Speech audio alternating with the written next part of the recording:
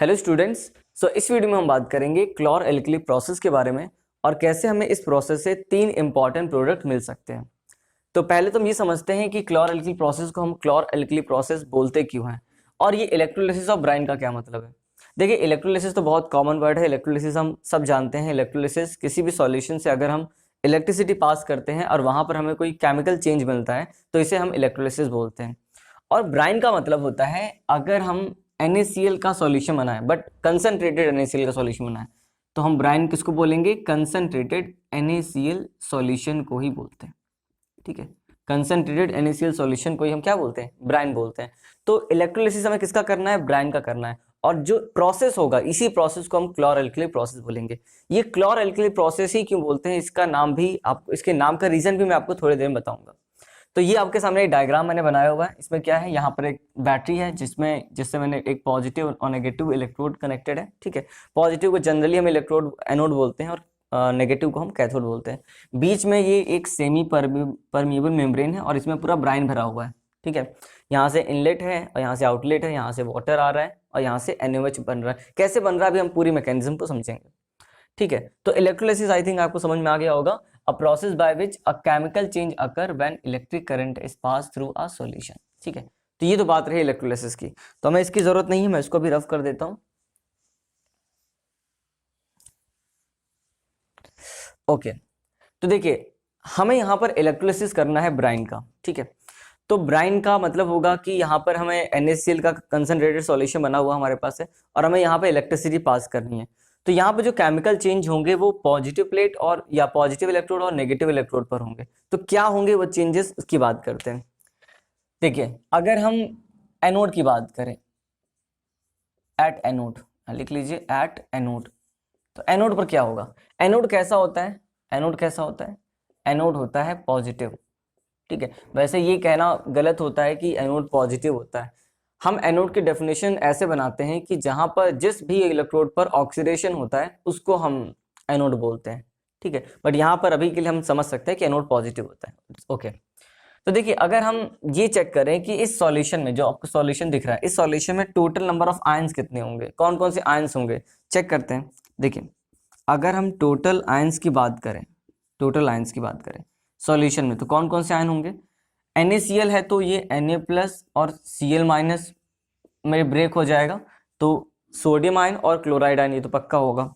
इसके अलावा वाटर का भी सेल्फ डिसोसिएशन होगा। ठीक है, और यहाँ पर क्योंकि आयन प्रेजेंट है तो यहाँ पर इलेक्ट्रोलिसिस जो सेल्फ डिसोसिएशन है वाटर का वो और अच्छा होगा। तो यहाँ पर हमें टोटल आयन कितने मिलेंगे? इतने हमें टोटल आयन मिलेंगे। ठीक है, Na+, Cl-, H+ और OH- यही तो होंगे टोटल आयन। ठीक है, तो देखिए हमें पता है कि जो पॉजिटिव इलेक्ट्रोड होगा वो नेगेटिव को अपनी तरफ अट्रैक्ट करेगा और जो नेगेटिव होगा वो पॉजिटिव को अट्रैक्ट करेगा। तो अगर हम देखें, जैसे मान लीजिए एनोड की बात करें, ये एनोड है। ठीक है, तो यहाँ पर कौन कौन से आयंस आएंगे? पॉजिटिव है तो नेगेटिव वाले आएंगे, मतलब कौन कौन से आएंगे? Cl- और OH-। तो यहाँ पर Cl- और OH-, ये दो आयन इसके पास आएंगे। लेकिन यहाँ पर देखिए एनोड पर ऑक्सीडेशन होता है, तो यहाँ पर ऑक्सीडेशन किसका होगा ये सोचने वाली बात है। किसका ऑक्सीडेशन होगा? तो एट एनोड हमारे पास दो आयंस हैं, लेकिन इनमें से कोई एक ही जाके डिस्चार्ज होगा या जिसका ऑक्सीडेशन होगा। देखिए यहाँ पर अगर हम इसकी सीरीज की बात करें तो आपको शायद पता होगी, सीरीज मैं आपको बता देता हूँ। सीरीज जो है इसकी ये है। देखिए, बताने को मैं डायरेक्ट आपको बता दूं कि क्लोरीन का ऑक्सीडेशन होगा, बट यहाँ से हमारा कॉन्सेप्ट आधा रह जाएगा। ठीक है, हम लोग थोड़ा सा कॉन्सेप्चुअली समझेंगे तो ये चीज हमें आगे भी फ्यूचर में भी काम आएगी। तो यहाँ पर देखिए क्या हो जाएगा, F-, उसके बाद SO4 2-, NO3-, और इसके बाद यहाँ पर क्लोरीन, उसके बाद ब्रोमीन। ठीक है, क्लोराइड आयन, ब्रोमाइड आयन और उसके बाद आयोडाइड आयन और लास्ट में OH-। और जैसे ही आप इस सीरीज में नीचे बढ़ते हो तो ease of discharge, ease of discharge ये क्या होता है? इंक्रीज करता है। मतलब अगर सबसे इजीली कोई डिस्चार्ज हो सकता है तो वो OH-। ठीक है, तो इस हिसाब से अगर हम देखें कि सबसे इजीली कौन जाके डिस्चार्ज होगा या ऑक्सीडाइज कौन ज्यादा होने की टेंडेंसी रखेगा, तो सबसे ज्यादा OH-। तो इस हिसाब से देखा जाए तो OH- को होना चाहिए। और यही हम इलेक्ट्रोलिसिस ऑफ वाटर में पढ़ते भी हैं। जब हम इलेक्ट्रोलिसिस ऑफ वाटर पढ़ते हैं तो वहां पर भी हम थोड़ा सा पिंच ऑफ सॉल्ट डाल देते हैं, NaCl डाल देते हैं, तो वहां पर भी NaCl होता है। बट इस केस में क्या है, इस केस में हमने ब्राइन लिया हुआ है, और ब्राइन में आपको पता है कि ब्राइन का मतलब NaCl बहुत ज्यादा अमाउंट में है, तो यहाँ पर NaCl जितना भी, और NaCl एक स्ट्रॉन्ग इलेक्ट्रोलाइट है, तो यहाँ पर क्लोराइड आयन बहुत सारे जनरेट होंगे, बहुत सारे क्लोराइड आयन होंगे। तो इस वजह से यहाँ पर देखिए क्लोराइड आयन वैसे तो इसकी टेंडेंसी कम है, लेकिन ब्राइन के केस में जब इसका कंसंट्रेशन बहुत ज्यादा है तो Cl- भी बहुत सारे होंगे, तो इसके कंसंट्रेशन ज्यादा होने की वजह से इस बार ये इससे डोमिनेट कर जाएगा। होना तो वैसे इसको चाहिए था, लेकिन क्योंकि इसका कंसंट्रेशन ज्यादा है तो इसलिए डिस्चार्ज कौन होगा, Cl-। ठीक है, ये लॉजिक है इसका, ताकि आपको बात क्लियर हो जाए कि यहाँ पर किसका होना चाहिए था बट क्यों नहीं हुआ, ये भी आपको आंसर पता है। एक लॉजिक और है, अगर आप देखो तो इनमें कोई खास कोई बहुत ज्यादा गैपिंग नहीं है, मतलब 2 के बाद ही Cl है। ठीक है, तो टेंडेंसी इन दोनों की अच्छी है, बट इसकी फिर भी थोड़ी ज्यादा अच्छी है, लेकिन कंसंट्रेशन ज्यादा होने की वजह से ये इस बार जीत गया।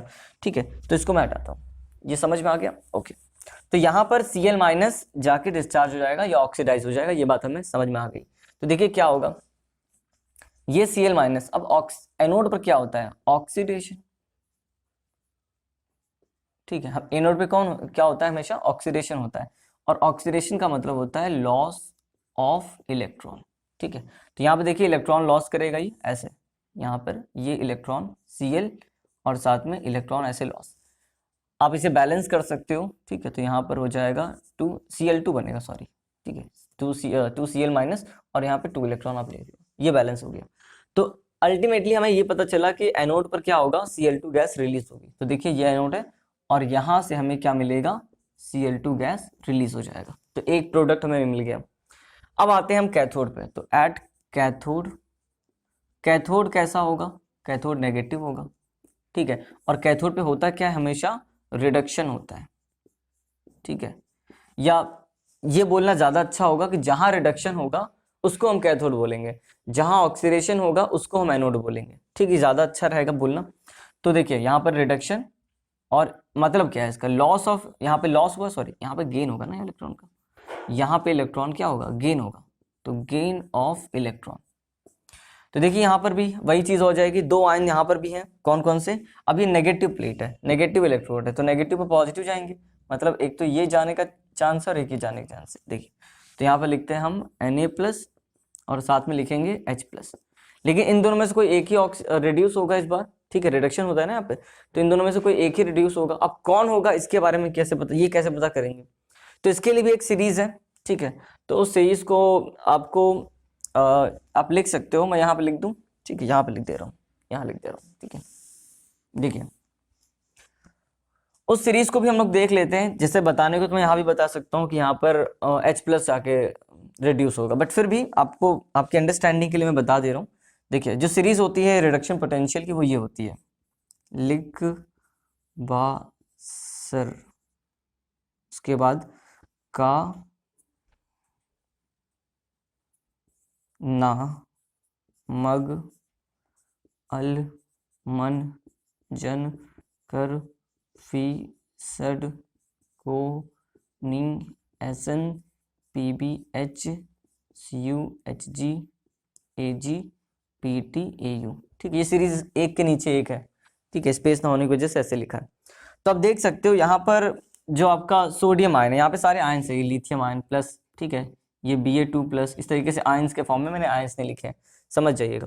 तो Na+ कहाँ पर है, देखिए Na+ यहाँ पर है, यहाँ पर, यहाँ पर। ठीक है, और H+ कहाँ पर है, H+ कहाँ पर है, H+ यहाँ पर है, ये देखिए। तो आप देख सकते हैं इन दोनों में कितने की गैपिंग, अगर आप देखोगे इनको सीरीज में अगर लगाऊंगा तो H+ Na+ के काफी बाद आ रहा है। ठीक है, और जैसे जैसे आप नीचे जाते हो उसका रिडक्शन का टेंडेंसी उतना ही ज्यादा बढ़ जाता है। तो H+ का रिडक्शन टेंडेंसी इतना ज्यादा हाई है कि Na+ के कंसंट्रेशन का कोई फर्क ही नहीं पड़ रहा है उसको, मतलब NaCl का Na+ का कंसंट्रेशन कितना भी ज्यादा हो जाए, लेकिन H+ को डोमिनेट नहीं कर पाएगा, क्योंकि H+ की टेंडेंसी Na+ से बहुत ज्यादा है। ठीक है, तो यहाँ पर नो डाउट H+ को ही रिड्यूस होना पड़ेगा। ठीक है, तो यहाँ पे मैं इसको हटा देता हूं। तो देखिए यहाँ पर क्या होगा, H+ जाके क्या होगा, रिड्यूस होगा, मतलब ये इलेक्ट्रॉन को एक्सेप्ट करेगा। ठीक है, तो यहाँ पे देखिए क्या हो जाएगा, ये H2 गैस में कन्वर्ट हो जाएगा, बैलेंस कर लीजिए, 2H+ 2 इलेक्ट्रॉन।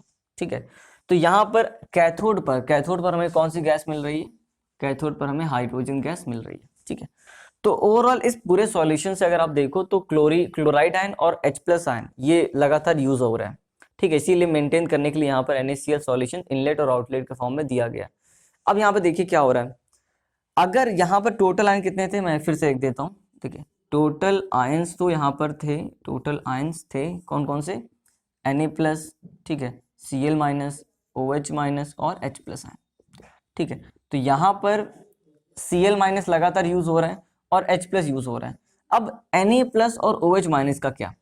इनका कंसंट्रेशन लगातार सॉल्यूशन में बढ़ रहा होगा, ठीक है। तो क्या होगा, अब हम आते हैं इस सेमी परमेबल मेम्ब्रेन के बारे में। तो ये जो SPM है, जिसे हम सेमी परमेबल मेम्ब्रेन बोलते हैं, इसका क्या यूज है? सेमी परमेबल मेम्ब्रेन के मैं यहाँ पे लिख भी देता हूँ, जैसे कि आपको पता रहे कि यहाँ पे हमें क्या इसका यूज लिखना है। देखिए, सेमी परमेबल मेम्ब्रेन के दो यूज हैं यहाँ पर। एक तो ये पहला, it prevents the side reaction, it prevents the side reaction of NaOH and Cl2, ठीक है। ये क्लोरीन और Na+ NaOH के साइड रिएक्शन को रोकता है, ठीक है। यहाँ पर ये रिएक्शन को होने से बचाता है। इसके अलावा ये सिलेक्टिव परमेबल मेम्ब्रेन होता है, मतलब कि इससे केवल डेफिनेट साइज के पार्टिकल ही पास हो सकते हैं, ठीक है। तो यहाँ पर जो पास हो पाएगा केवल Na+ पास हो पाएगा। तो इट ओनली अलाउज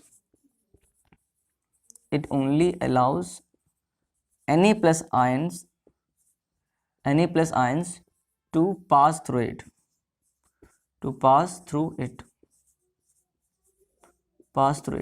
मतलब OH- इससे पास नहीं हो पाते, केवल Na+ जो है वो पास हो पाते हैं।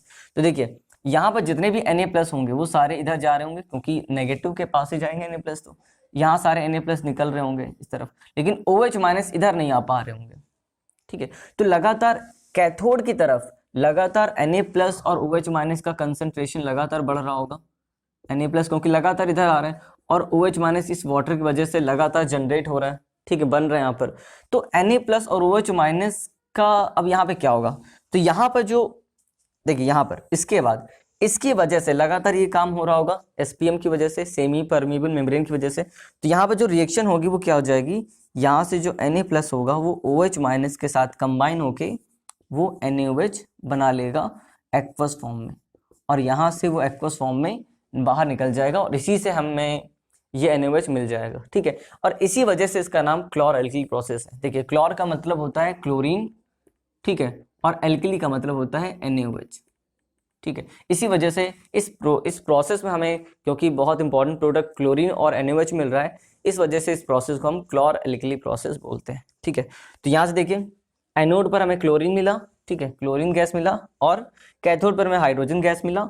और नियर द कैथोड ये कहाँ पे मिल रहा है हमें, ये NaOH कहाँ मिल रहा है, लिख लीजिए नियर द कैथोड, ठीक है, क्योंकि Na+ तो उधर ही जाएंगे और OH- इधर आ नहीं पाएंगे, सेमी परमेबल मेम्ब्रेन उनको जाने नहीं देगा।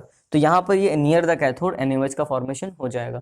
तो ओवरऑल इस रिएक्शन को एक बार और देख लेते हैं, बाकी चीजें क्लियर हैं। तो देखिए, यहाँ पर NaCl का हम अगर एक्वस सॉल्यूशन लेते हैं, कंसंट्रेटेड NaCl का सॉल्यूशन लेते हैं, जिसे हम ब्रांड भी बोलते हैं, तो यहाँ से हमें 3 प्रोडक्ट मिलेंगे, ठीक है। और आपको पता भी है कौन कौन सा, एक तो क्लोरीन गैस मिलेगी, कहाँ पे मिलेगी, ये हमें मिलेगी एनोड पर, ठीक है। और यहाँ पे क्या मिलेगा, हमें हाइड्रोजन गैस मिलेगी, कहाँ पे, ये हमें मिलेगी कैथोड पर, ठीक है।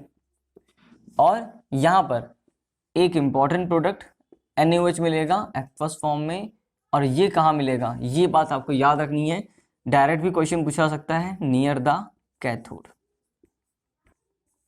ठीक है। तो it was all about the chlor alkali process.